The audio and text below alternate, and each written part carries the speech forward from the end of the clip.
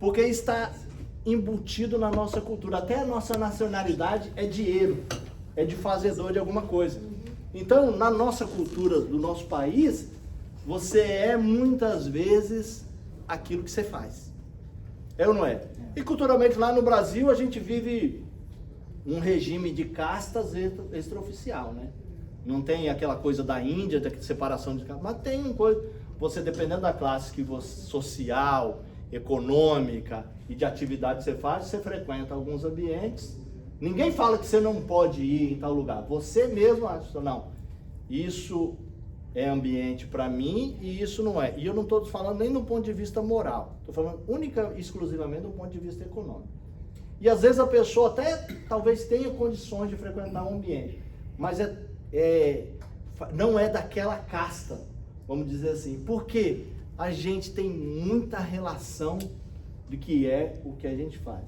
E aqui, quando a gente vem para cá, a gente mexe com toda a nossa estrutura. Porque na maioria das vezes, a gente vai fazer coisas que a gente não fazia no Brasil. Poucas são as pessoas que conseguem migrar, né, e continuar desenvolvendo a mesma atividade profissional ou uma correlação com a atividade profissional que desenvolvia no Brasil, né? E a gente começa a se despertar para isso, que a nossa identidade, meu irmão, não está relacionada com aquilo que a gente faz. A nossa identidade é quem nós somos. Eu estava só pensando aqui que você estava falando da identidade, de você ter essa consciência, né? Eu estava pensando que também essa falta de consciência da identidade também, de aceitação dessa identidade é um grande empecilho da nossa transformação também. Sem dúvida. Porque quando a gente não aceita as falhas do nosso caráter, sem dúvida, a gente não reconhece o ponto que a gente tem tem transformar. Sem dúvida. E a gente vive dois extremos, ou achar, isso falando da gente enquanto cristão, ou achar que, não, isso é da natureza humana, a gente não precisa se preocupar com isso, não é uma falha de caráter, isso é humano, todo mundo faz, alguma coisa assim. Ou a gente ir para um outro extremo também, que você fala, você nunca se acha suficiente. A gente vive uma eterna condição de insuficiência, né? No sentido de, pô, eu nunca vou conseguir atingir a perfeição. E isso é verdade mesmo, né? Não quero decepcionar você, você nunca vai atingir. A gente busca fazer o mais correto que a gente consegue e que a gente pode fazer, mas a gente nunca vai atingir a perfeição. E o bacana da Bíblia é isso, ela mostra uma série de personagens e mostra até as falhas de caráter. Não esconde. Um dos maiores exemplos, talvez, Davi. Davi deu algumas derrapadas, para alguns aqui, Davi não estaria nem na Bíblia, né? Não, vamos tirar esse cara porque pisou na bola demais e tal. Mas o que a própria Bíblia fala acerca de Davi? Um homem segundo o coração de Deus. Vamos falar na nossa realidade aqui, meu irmão? Se a gente fosse eleger na Bíblia alguém segundo o coração de Deus, ia ser Davi? Não ia. Você fala, não, Davi... Porque aí você apega, às vezes, em coisas que você preza como valor, você fala, não, cara, esse cara adulterou aqui. E eu vivo uma luta tão grande para manter fiel a minha esposa, ao meu casamento e tal. Não, esse cara não pode estar na Bíblia, né? Ou outros valores que você tem. A gente acaba fazendo a leitura das pessoas nesse aspecto, nessa ótica, né? Mas a Bíblia mostra que aquele cara, mesmo com todas as falhas e tal, ele tinha um bom caráter. Parece que é louco para nós, né? Fala, pô, mas o cara deu umas derrapadas, mas isso é questão da condição humana, né? Então a gente vive nesses dois extremos. Ou você também larga a mão, você fala, pô, já que é condição humana, né, meu? Eu nem vou lutar contra isso, né? Ou o outro extremo de você sempre estar para baixo, porque vacilei de novo nisso, cara. É um negócio que eu tô lutando, mas volto. Irmão, é a nossa luta enquanto estivermos nesse corpo físico. Nós vamos lutar. E temos de continuar lutando. Pisou na bola? Levanta. De novo, amanhã, mais um dia, né? Mais um dia. E é o desafio. Se você tem alguma fraqueza, você vai falar, não, cara. Você não pode pensar, eu vou ter que ficar o resto da vida. Não, é hoje. É hoje. Ah, pô, venci hoje, amanhã acorda. E amanhã? Amanhã é amanhã. Isso. É por mais hoje. e por mais hoje. E a gente vai perceber nisso. Quando a gente fala sobre característica do líder cristão que você está colocando, muito bem colocado, a gente precisa entender uma coisa muito legal, é que a característica do líder, ela tem que estar intrínseca à característica daquele que futuramente liderou ele, ou seja, você foi formado um discípulo. Então, por exemplo, quando a gente anda muito com alguém, direta ou indiretamente a gente acaba pegando alguma coisa dele. Perfeito. Então a gente acaba assimilando alguma coisa. Por exemplo, tem o meu amigo Vini aqui. Quando eu vou lá na casa dele, ele faz uma picanha no airfryer maravilhosa. E eu nunca tinha comido daquele jeito. Aí eu cheguei pra minha esposa. Como é que a gente faz ser amigo do Vini também? Que coisa boa a picanha com airfryer. Porque a gente acaba assimilando direta ou indiretamente. É por isso que a Bíblia diz: cuidado com quem você anda, porque indiretamente você acaba assimilando tanto coisas boas como coisas ruins. Nesse caso é uma coisa ruim, né? Esse caso Então a gente acaba associando, a gente acaba pegando. Então, a Bíblia diz que o líder deve ter a característica dele vinculado, ou aprendido, ou baseado, ou parecido com a de Deus. Então, de tanto ele andar com Deus, ele acaba também aprendendo o mesmo caráter que Deus tem. Então, se você anda muito com um mentiroso, você se transforma também, aos poucos, num mentiroso. Mas se você anda muito com um justo, você acaba também mudando e se transformando num homem mais justo, porque ele anda muito com você, anda muito com ele. Então, quando a Bíblia diz que o líder tem que ter essa característica, e nós, como líderes de alguma coisa que nós somos, ou de casa, ou do ministério, nós precisamos ter isso em mente. O nosso padrão de caráter é Deus. É isso aí. É isso aí. A gente não pode ficar olhando para o caráter de um e do outro. Ali, o caráter. Aquele ali também. Não, o padrão áureo, aquele foco que a gente tem que olhar é o caráter de Deus.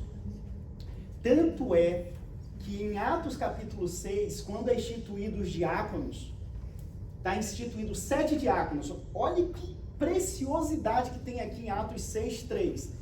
A igreja está instituindo 7 diáconos para servir ao povo. Olhe as características que é exigido de um líder da igreja. Diz assim: escolhei, pois, Paulo, olha aí, irmãos, dentre vocês, 7 varões. Agora, primeira característica, primeiro ponto, o mais importante, de boa reputação. Ou seja, entre o povo já foi visto que tem bom caráter, que age com justiça. Então a primeira coisa, homens de boa reputação. Olha o segundo, cheios do Espírito Santo. O terceiro, e de sabedoria. Olha a escala, gente. Aos quais constituamos sobre este importante negócio. Então dá para vocês entenderem como o caráter vem em primeiro lugar. Está em primeiro. Mas não adianta capacidade técnica, né? Não existe um homem cheio do Espírito Santo com mau caráter. Não existe. Não existe um homem cheio de sabedoria se não tem um bom caráter. Então o caráter é o fundamento da vida cristã. É isso aí. Se nós entendêssemos isso tão bem, nós não veríamos tanto escândalo em nosso meio. Porque nós teríamos visto que a base do cristianismo é um caráter igual de Deus. É um caráter que busca fazer o bem, que busca levantar, que busca ajudar. Então o caráter é a base do cristianismo, gente. Por isso que está aqui, constituamos homens de boa reputação, de bom caráter. É como se Deus estivesse dizendo, façamos um homem conforme a nossa imagem e conforme o noso caráter. Semelhança, conforme o nosso caráter. É isso que falta na gente, é isso que a gente... Vendo sobre isso, Paulinho. O Cris falando do andar com Deus, né? Me lembrei de Enoque. A Bíblia fala poucas coisas acerca de Enoque, mas fala uma das coisas que é marcante.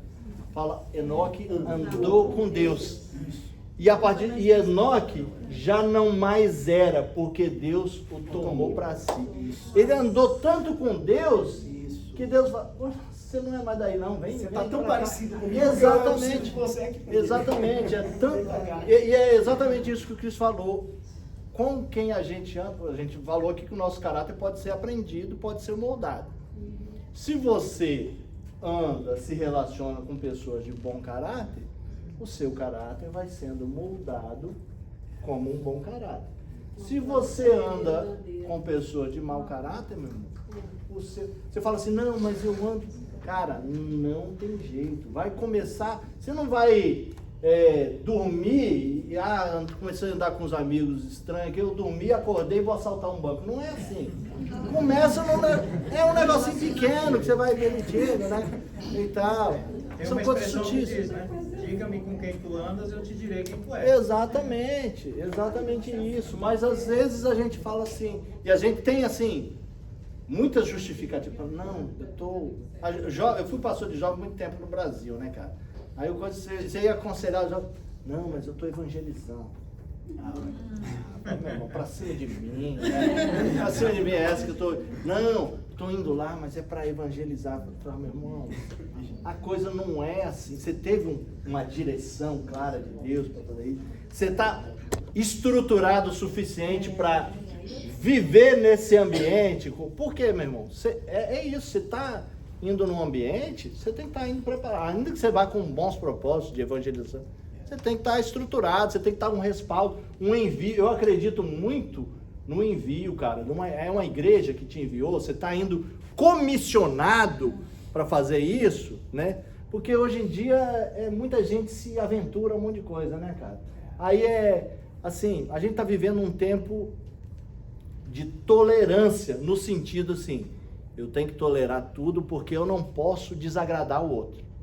Então eu não posso falar nada porque isso vai desagradar ou ofender a algum grupo, né? Eu não posso falar ou replicar as verdades da Escritura porque isso é ofensivo ou é...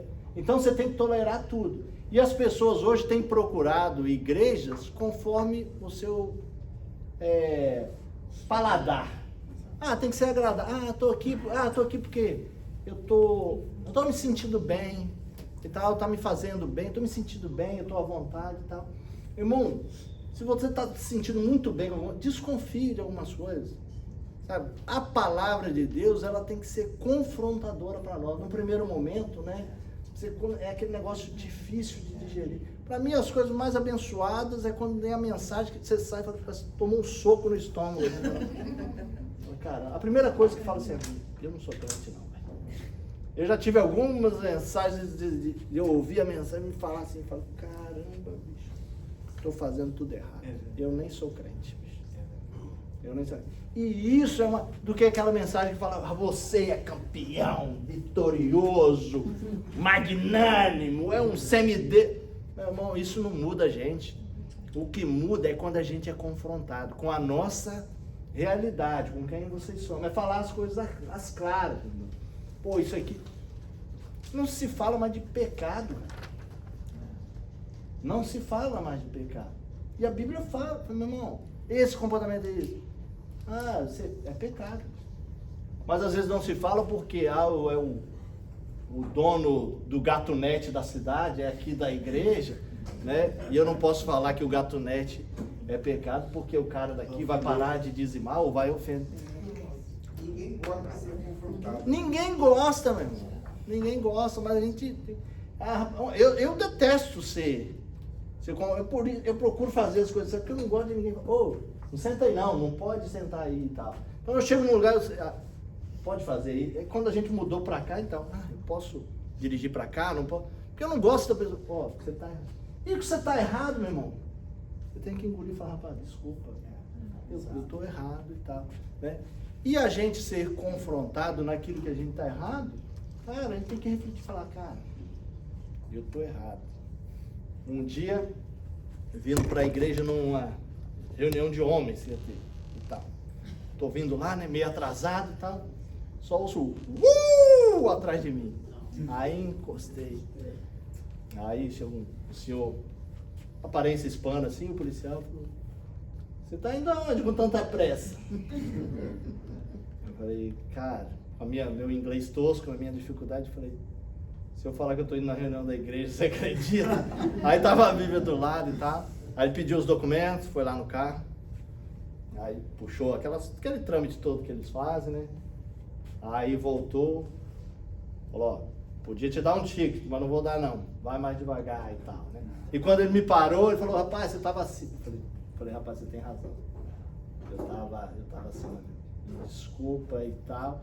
Eu vou falar o quê? E tal, às vezes a gente não sai por aí dirigindo igual um louco.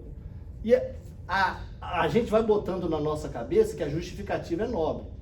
Eu vou acelerar porque eu estou atrasado para um culto. Não estou indo para o bar para beber. Eu estou indo para o culto na igreja. Mas, meu irmão, a negligência é tão grande se você está indo para o culto ou se você está indo para qualquer outro lugar. Se tem um limite de velocidade, é porque alguém estudou aquilo ali e naquela coisa não pode, é aquele limite. Mas a gente vai maquiando as coisas, né? Não, eu vou coisar lá para não chegar atrasado e tal. Mas Deus cria, graças ao bom Deus, não levei o ticket naquele dia. Não levei, ele falou, cara, eu podia ir lá, mas ó, vai devagar aí, dirige com segurança e tal. Eu falei, obrigado. Thank you, God. Aí vim pianeiro, eu falei, vou chegar atrasado, mas vou não. E cara, o desafio nosso da vida é esse, sabe? Às vezes a gente fica preocupado com questões do nosso caráter, no sentido assim, de coisas mirabolantes, sabe? De você fazer algo, mas cara, a gente tem que ser moldado nas pequenas coisas. A gente só vai crescer na dimensão das grandes coisas se a gente for superando as pequenas. A dificuldade é você não dar uma resposta grosseira para o seu filho ou para sua esposa e tal. Tem coisa, a gente sabe, né? Tem muitos adultos aqui, a gente homem pensa diferente de mulher. Não estou dizendo que pensa melhor ou pior, é diferente. A cabeça do homem funciona do jeito e a da mulher funciona de outro, cara. É isso que acontece. Então, às vezes, na nossa coisa, você fala, preciso de responder isso? Às vezes precisa, meu irmão, porque o raciocínio dela, ela pensa diferente da gente. Essa informação que você está, é necessário para que ela conduza no ritmo, e a gente tem o nosso ritmo, né? Mas quando eu vou nos lugares que a minha esposa não vai, ela fala, e aí, como é que foi lá? Eu falo, legal. Mas ela quer deitar, né, e tal. Você vai dar, e fulano foi? E tava com que roupa? Eu lembro que a roupa que eu tava, que eu olhei agora, eu vi que eu tava com essa camisa e tal. Mas o funcionamento é diferente, e essas informações são importantes para ela construir a visualização dela. A gente não, qual é? Foi bom ou não foi? E tal, e é simples assim, né? Eu conheço 10 milhas à frente em todas as direções. Exatamente. O pastor Cláudio Duarte é que fala que a cabeça do homem é de caixinha, né? Então, cada momento a gente está numa caixinha. E ele fala a caixinha do nada. Às vezes você chega em casa, né? E você vai para aquela caixinha do nada, você tá lá. Aí a sua esposa começa a conversar. Mas você tá na caixinha do nada, cara. Você não quer conversar. Mas aconteceu alguma coisa? Não aconteceu nada, eu só não quero. Às vezes a gente liga a televisão numa coisa bem bobeira, pra você não ter que nem raciocinar, né? Você nem tá vendo o que tá passando lá. A gente funciona desse jeito, cara. A gente é doido assim mesmo e tal, né? Mas faz parte. Dá uma raiva. Dá uma raiva, né?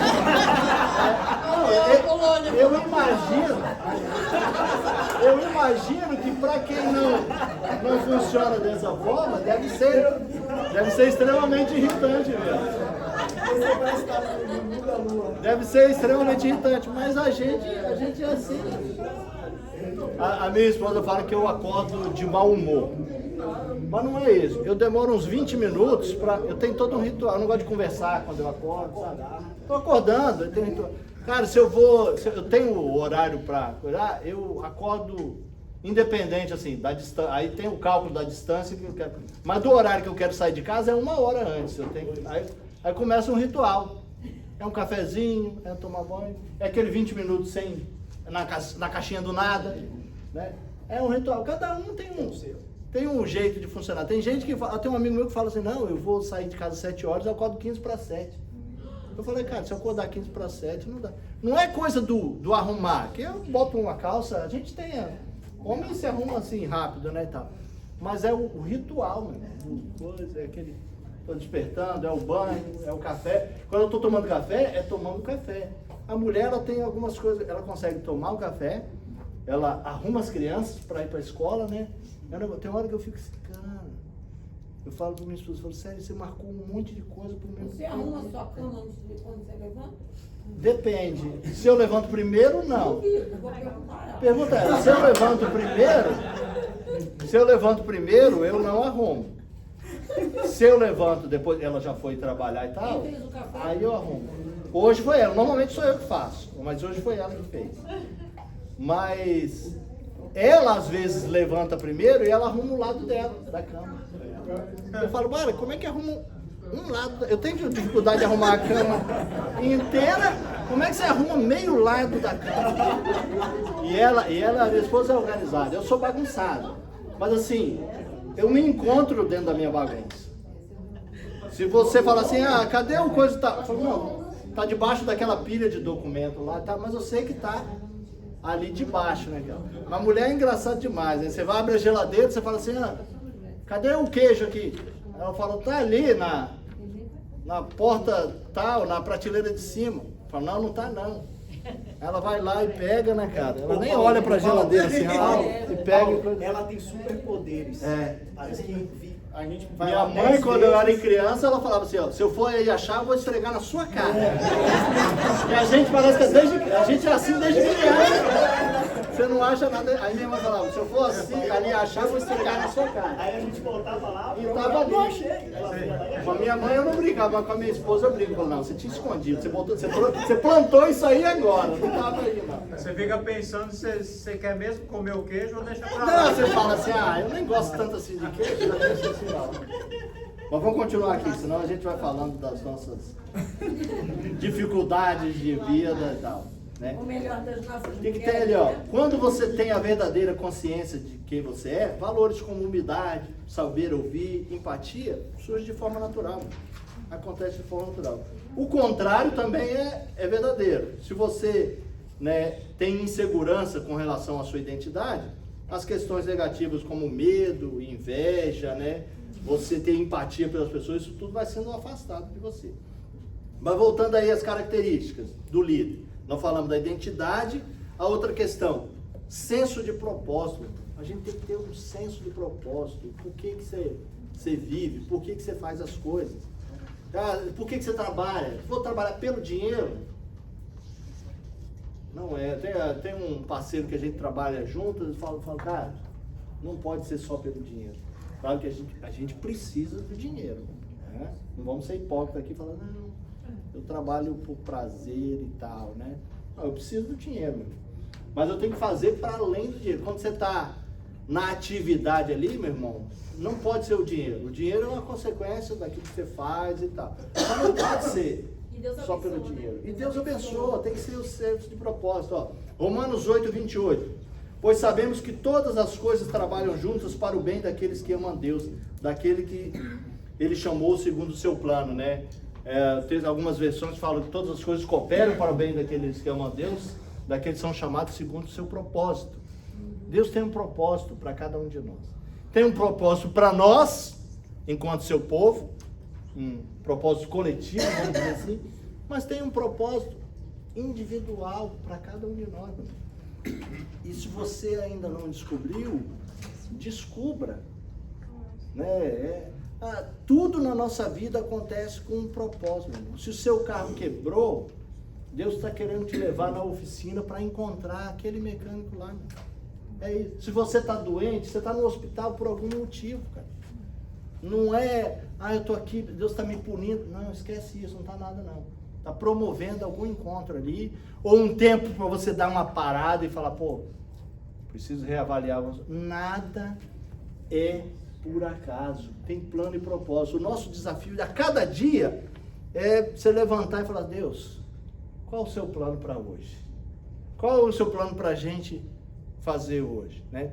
Tem um texto que eu gosto muito, em Marcos 17, agora eu não vou lembrar, onde Jesus, depois da ressurreição, 17 não, 16, né? 16, 7, fala que logo depois da ressurreição, a mulher encontra Jesus lá e tal, ele falou, vai e diz aos discípulos e a Pedro que eu vou para Jerusalém e lá eles me encontrarão conforme eu falei.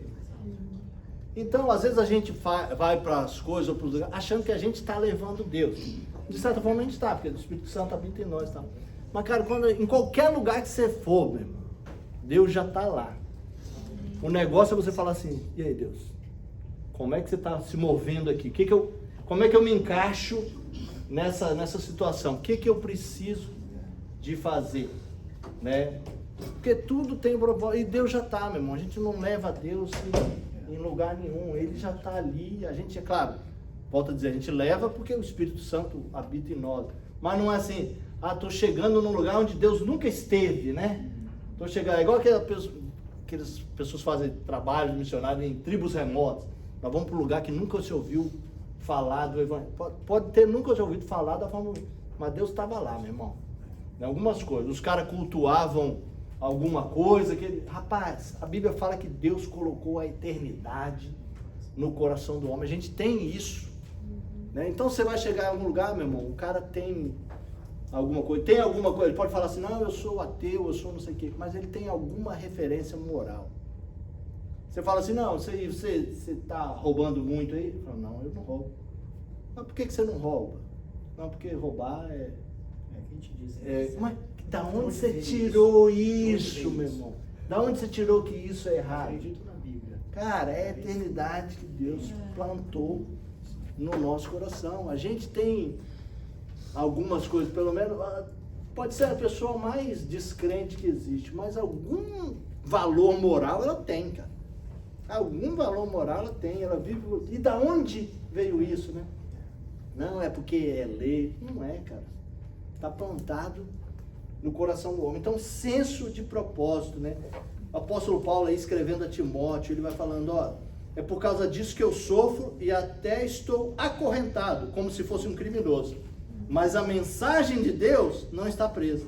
E por isso eu suporto tudo com paciência, por amor ao povo escolhido de Deus. E ele continua depois lá em Filipenses, pois para mim viver é Cristo e morrer é lucro, né? O próprio Jesus aqui em Marcos capítulo 1, verso 38, Jesus respondeu, vamos aos povoados que ficam perto daqui, para que eu possa anunciar o evangelho ali também, pois foi para isso que eu vim. É senso de propósito, meu irmão. Por que eu faço aquilo que eu faço? Né? Por que eu cuido das coisas? Não é para ganhar um dinheiro, ou para olhar. É um propósito mais amplo de Deus para cada um de nós. Para cada um de nós. Eu procuro ficar atento aos encontros que Deus promove, assim, sabe? Nunca é em vão, cara. Você cruza com uma pessoa do nada, e às vezes você percebe a pessoa, aí você fala, você tá bem? Ou você dá você vê a pessoa assim, às vezes te trata mal no comércio, fala assim, bom dia pra você, tudo bem? Aí você vê que a pessoa tá até porque ela tá ali, em algumas situações, a pessoa se sente até invisível, né? Se sente invisível e às vezes as pessoas não perguntam, como é que você está? Tá tudo bem? Ou quando alguém te trata mal em alguma coisa de atendimento, você às vezes vai falar, não vou nem dar tip aqui e tal, né? Mas você vê qual é? É alguma coisa, alguma circunstância que a pessoa às vezes está passando, ou um ambiente que ela viveu moldou o caráter dela daquela forma. Agora, a gente não vai ter o nosso caráter mudado por causa disso. Eu não vou tratar da forma que eu estou recebendo o tratamento, né? O que a Bíblia fala acerca do caráter de Jesus? Que Jesus é fiel, né? E há uma diferença entre fidelidade e lealdade. Lealdade, qualquer organização criminosa tem lealdade, meu irmão. Você não abrir o bico, eles estão leal. Não, vai preso, segura essa bronca sozinho, que nós vamos bancar os advogados para você e tal. Isso é lealdade. Te trata da forma que você trata e tal. Se você pisou no pé daquela lealdade, todo aquele amor acaba. Se você abrir o bico e tal. Então, Lealdade até entre criminosos existe lealdade. Mas fidelidade é para além disso. Fiel é aquilo que você trata, independente de como te trataram. É isso que a Bíblia fala acerca de Jesus, acerca de Deus. Deus é fiel. Ah, mas eu estou pisando na bola com Deus. Ele é fiel com você, meu irmão. A palavra que ele falou é aquela, ele não vai voltar atrás. Não depende daquilo que ele faz, porque ele não é leal. Né? Lealdade é relação de troca. Você faz uma coisa e você ganha a lealdade, a confiança. Deus não, cara. E a gente pisa na bola, amanhã ele continua confiando na gente. Ele continua confiando na gente, cara. Isso é loucura demais. E a gente ter essa consciência do plano e propósito de Deus, né? Outra questão no caráter do... É claro que tem várias coisas que a gente podia estar separando. Eu separei uns 4 que me chamou a atenção para a gente estar conseguindo tratar no nosso tempo. A outra questão é que coerência. Tiago, capítulo 1, verso 22. Não se engane. Não seja apenas ouvintes dessa mensagem, mas ponha em prática. Tem muita gente que vive no negócio do quê? Faça o que eu digo, mas não faça o que eu faço. Coerência, meu irmão. Aquilo que a gente fala tem que estar alinhado com o que a gente faz. Hoje, infelizmente, muitos líderes cristãos, perdem a legitimidade porque o discurso não está alinhado com a prática. É ou não é? Né? Tem gente aqui com muito tempo de caminhada cristã. Quem já não passou por uma situação assim? De líderes muito carismáticos, às vezes, mas o discurso não está alinhado com a prática. E aí perde legitimidade. Questões que a gente não via nas igrejas, hoje está virando comum. Líderes se divorciando. Irmão, não estou querendo dizer, estou falando aqui, talvez alguém se divorcie. Não é nada. Mas está muito banalizado algumas coisas, sabe? Aí a gente está perdendo a legitimidade acerca disso. Porque o nosso discurso não está alinhado com aquilo que a gente pratica. Com aquilo que a gente faz. Está sendo o quê? Incoerente. Está sendo incoerente. E às vezes essa incoerência afasta as pessoas de caminhar com Cristo. Agora, você imagina o peso disso, cara. Eu sendo responsável por causa de alguma atitude minha, de certa forma, afastar alguém, ou da comunhão com Cristo, ou impedir alguém de ter a experiência com Cristo por causa do meu testemunho, ou por causa da minha conduta, ou por causa de alguma coisa que eu fiz. Ou a pessoa olhar e falar, pô, esse cara vai pregar aí? Pô, eu sei quem é esse cara. Isso fere o princípio até mesmo da definição de discípulo. Uhum. Porque se nós dizemos que somos discípulos de Cristo, nós deveríamos ter... Veja bem, a palavra, quando você define discípulo, quer dizer, o seu alvo é ser semelhante ao seu mestre. Exato. Então não é ser igual, parecido. Não, você tem que ser semelhante a ele. Andar nas mesmas pisadas. Como ele anda, você anda. O convite de Jesus ao discípulo é isso. Fala o quê? Vem e me segue, né? Exato. Não é assim, eu estou dando um curso aí para você. Não. Vem, cara. Mas como é que é, Jesus, as aulas?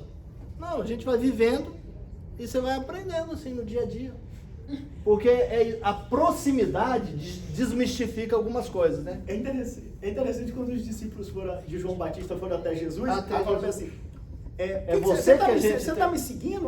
Para onde você vai? Eu estou indo para minha casa. Vem e me segue. Ou seja, você vai ver que eu sou em casa, eu sou aqui. Exatamente. Venha para minha casa e você vai me ver lá com minha mãe, com os meus irmãos. Então eu sou o mesmo, não há incoerência entre o Jesus na frente das multidões e o Jesus dentro de casa. Ele é o mesmo. Então você pode ir lá para casa, você vai me ver lá. Você não vai ver, você não vai ser escandalizado com a... Eu não sou dois Jesus. Não sou dois, né? Não tem duas caras ou dois... Hoje a gente é cobrado para desempenhar papéis, né? Então você está na igreja, você desempenha um papel, né? Tem até aquela piadinha antiga, não sei se você sabe, do menino que chegou para o pastor e falou, pastor, eu quero morar na igreja. você quer morar na igreja? Eu quero morar aqui na igreja. Mas por quê? Não, porque aqui papai fala com a gente, né? Papai abraça a gente, papai é carinhoso, chega em casa, não é nada disso, é tudo ao contrário. Então, assim, o discurso, meu irmão, tá desalinhado com a prática, tá sendo incoerente, né? Aí aqui, ó, pode falar. Também há aquelas advertências na Bíblia, né, para que nós não sejamos causa de tropeço, né? Sim, e às vezes as pessoas, enquanto líderes, têm um desafio que é, falando da questão de cristã, né? Você não acostumar com o sagrado. A Bíblia fala dos filhos de Eli, o sacerdote. Eles acostumaram com o sagrado. Aí tinha todo o ritual do sacrifício, que tinha que ser o quê? Queimada primeiro a gordura subia como um incenso para Deus. Depois, eles tinham legitimidade para pegar da carne, que era para os sacerdotes, né, tomar da carne. Só que os filhos de Eli ficaram acostumados com aquele negócio todo, né? E aí, bicho, nem queimou a gordura, eles já metiam a coisa na panela e tal, né? Se relacionavam com as mulheres, as claras, sem coisa. Então, acostumaram com o sagrado. Fala, é a gente que faz o negócio acontecer aqui. Nós somos sacerdotes e tal, os caras têm que trazer pra gente e tal. Então, a gente, principalmente quando você vai convivendo muito tempo em igrejas, instituições, a gente tem que ter a cautela disso, cara. Você não acostumar com isso, não banalizar. Você vem pro culto, não é mais um culto nos 30, 20, não sei quantos anos de coisa. Cara, tem que vir com aquele, Deus está aqui, meu irmão, está falando comigo.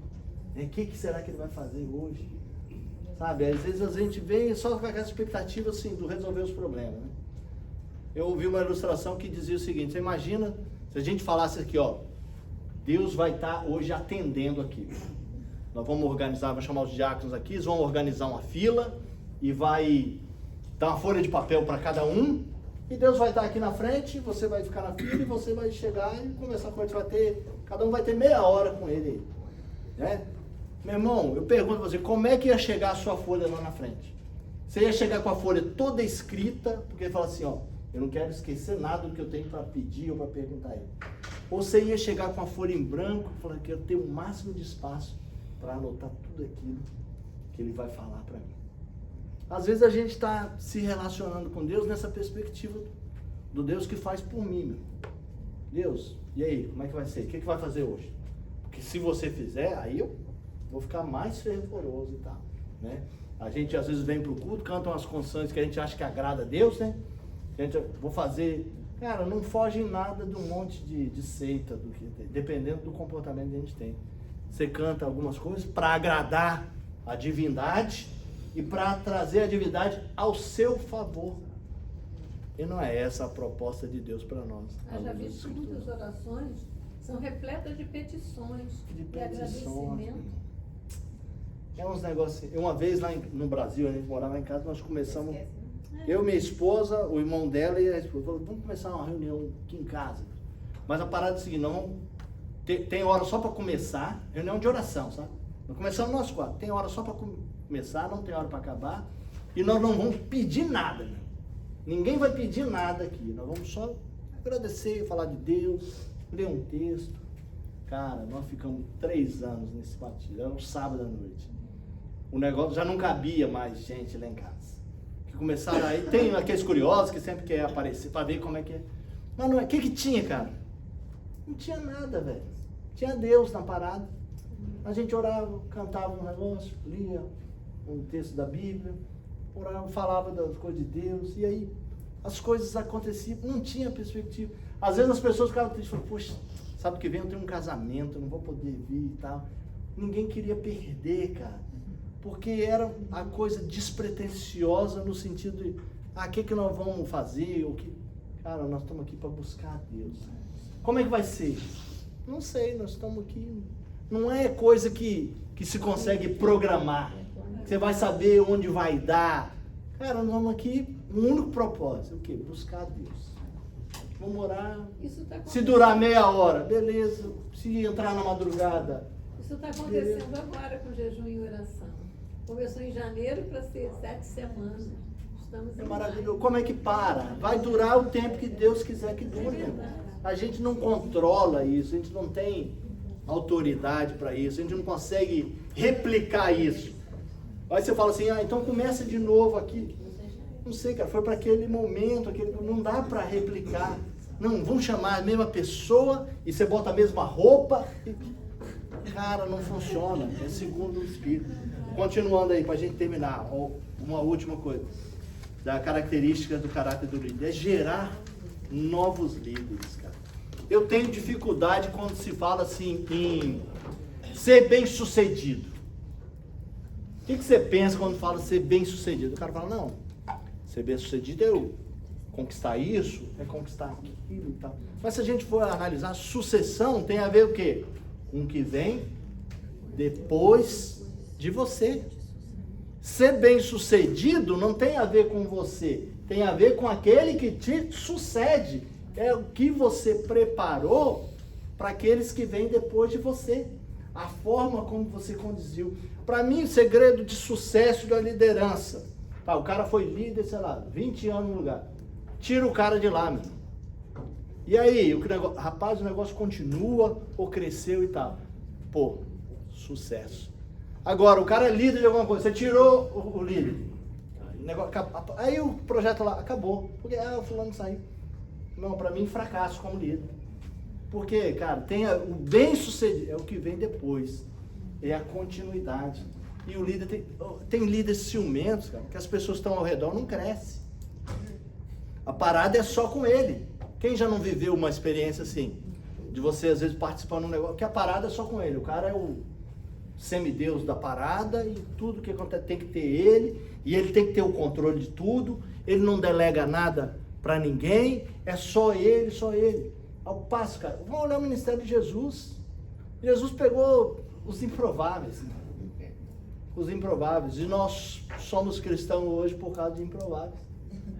Não pegou os caras que tinham formação, que tinham coisa. Não porque Jesus fazia. Não, ele quis mostrar, cara, que não tem a ver com isso. Sabe? Não tem a ver com isso. Não é coisa. É você gerar. E os caras improváveis conseguiram gerar outros improváveis. E aí chegamos nos improváveis que somos nós hoje. Entendeu? Foi continuando. É você gerar. É o que vem depois, né? É a gente, enquanto líder da nossa família, para os nossos filhos, né? Como é que vai ser depois da gente? É a nossa sucessão. Então, cara, isso fala muito acerca do caráter. É você gerar outros. João Batista, cara, eles falam, pô, você é o Messias. Cara, não sou o Messias. Eu estou abrindo caminho, eu sou o amigo do noivo. Né? Eu vim preparar. João Messias fala para os discípulos dele, fala, pô, ele é o cordeiro, cara. Vocês têm que seguir a ele. Você imaginou para alguém que é líder, falar assim, ó, cara, agora eu não tenho mais nada para oferecer você. Eu cheguei no meu propósito. Agora, segue o Cristo aí. Continua com o Cristo vai potencializar você, você vai para além. Cara, isso tem que ter, é muito do caráter. Porque alguns entendem que a liderança é criar você preso aqui. Né? O coisa vai funcionar o quê? Não, só se eu estiver te mentoreando, te dando coisa, tem que ser comigo. Eu vou fazer tem que ser comigo. Não, cara, não é assim. Não estou dizendo aqui que não é importante você ter alguém para dar satisfação, para coisa. Mas não pode criar essa fantasia, que a coisa só acontece se o fulano lá tiver coisa. Cara, o líder que é líder de verdade, de caráter, ele vai até onde é o propósito dele, vai chegar um momento que ele fala, cara, voa para, não sei, né? Vai para você precisa, eu cheguei no limite do que eu posso acrescentar a você. Você já está tão bom, cara, que você precisa de um professor melhor ou coisa melhor. Você já está aqui, se você ficar aqui é só para você dar aula, você tem que crescer mais. Mas às vezes o ciúme, a insegurança, a falta de consciência de identidade quer aprisionar o que as pessoas no medo ou na necessidade, né? Que só acontece, o cara que tem a oração forte, às vezes eu brinco e falo, oração forte é coisa de macumba. Macumba que tem negócio de oração forte. Cara, cristianismo tem. A Bíblia fala que muito pode a oração dos justos e seu efeito, meu irmão. Nós somos justos porque somos justificados pelo sangue do Cordeiro. Não tem ninguém que pode mais que o outro, não. era a Patrícia que Uhum. comandava, eu estava à frente do grupo de líderes, dos líderes. E hoje está A Isabel, tá vendo? né? E eu estava ali conversando com ela, tantas pessoas vieram parabenizá-la. Quer dizer, ela absorveu isso. A pessoa tem que ter maturidade, cara, pra falar assim, pô, agora é o tempo de coisa. Porque tem gente que se torna dono dos ministérios, né? Igreja, cara, é mestre pra acontecer isso. Tem a dona fulana que é a dona da cantina lá. Ela só tem a chave, você não pode pegar fogo na igreja, ninguém consegue entrar no lugar, porque é só uma fulana que tem a chave do... Pelo amor de Deus, não mexe na cantina aí não, porque o negócio é da fulana. Aí tem o outro que é do ministério e tal, que é... Cara... Gente, tem uma coisa Não é interessante, isso. uma coisa interessante já é que como a gente está falando de caráter e do líder, é bom a gente entender e identificar que também existem falhas de caráter. Sim. Então essas falhas de caráter, todos nós temos. Exato. Em alguma proporção, um mais, outro menos, em uma área e outro em outra, mas todos nós temos falhas de caráter. Então o que a gente precisa fazer quando a gente tem falha de caráter? Número 1, identifique. Saiba qual é. Para quê? Para que você crie mecanismo de você não ser pego na sua falha de caráter. Não brinca, né? Não brinca. Não brinca com isso. Número 2, olha para o que Jesus diz acerca disso. Por exemplo, se sua falha de caráter é mentir, olha para ver como Jesus está sempre dizendo, fale a verdade, ande na verdade, viva a verdade. É isso aí. Então, isso vai te desenvolver, isso você vai crescer, porque é muito, não é mágica, né? A partir de hoje, essa falha de caráter eu vou ser superada. Às vezes sim, mas na maioria das vezes você vai vivenciando ela e matando ela e sufocando ela. E você vê que muitas dessas falhas do nosso caráter tem a ver, às vezes, com questões que a gente falou, como identidade. Isso. Você não está seguro, às vezes, de quem é, então você precisa de mentir ou aumentar para mostrar que você é mais do que aparenta. Assim. Então, isso é importante que eles falam, é identificar, meu irmão, ter consciência do que a gente é. Cara, vai ter um monte de gente que faz as coisas melhor que a gente. Vai ter, meu irmão, é você aceitar isso. Jesus falando aqui, ó, no João 14:12, digo-lhes a verdade, aquele que crê em mim fará também as obras que tem realizado, e fará coisas ainda maiores do que essa, porque eu estou indo para o Pai. Jesus fala, meu irmão, vocês têm a condição de fazer coisas maiores do que a filha. Isso não é um líder de caráter?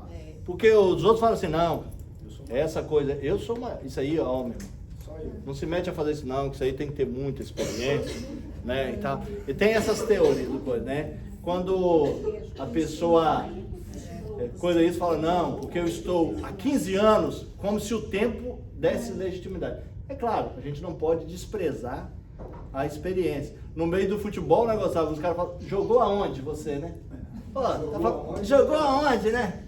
Você jogou onde para ter essa marra toda aí? Né, Isso aí é falta de humildade. É falta de humildade, de consciência que é. Que, pô, em algum momento, aquele que está perguntando isso, também não tinha essa história toda para contar, né? Tava começando, tava... Então, assim, é idiotice, cara, isso. É a gente saber, cara, tem um monte de gente que vai fazer as coisas melhor. E se você foi um líder de sucesso, cara, é quase que certo que aqueles que você liderou vão fazer coisas maiores do que você. E não tem, poxa, então eu sou fraco. Não, cara, você foi bom demais. Porque se eles estão fazendo isso, é porque eles tiveram um líder que potencializou, jogou para cima e consegue fazer isso. Não tem a ver com, você não fez, você fez um excelente papel. Porque se chegaram a ter lá e superar você, meu irmão, é porque você foi bom, é o que Jesus disse. E para finalizar aí, por último, meus irmãos, encham a mente de vocês com tudo que é bom e merece elogios. Isso é, tudo que é verdadeiro, digno, correto, puro e agradável e decente, né? Em algumas versões diz que tudo que é verdadeiro, né? Tudo que é respeitoso, honrado, né? Tudo que se algum louvor há e se alguma virtude existe, seja isso que ocupe o vosso pensamento. Amém, meu irmão? Valeu, espero que tenha sido proveitoso para vocês, o quanto foi para mim, foi bacana. Vamos ficar de pé aí. Vamos fazer uma oração. Cris, você ora por nós aí? A foto pra correr. Vamos fazer uma oração aí antes da foto.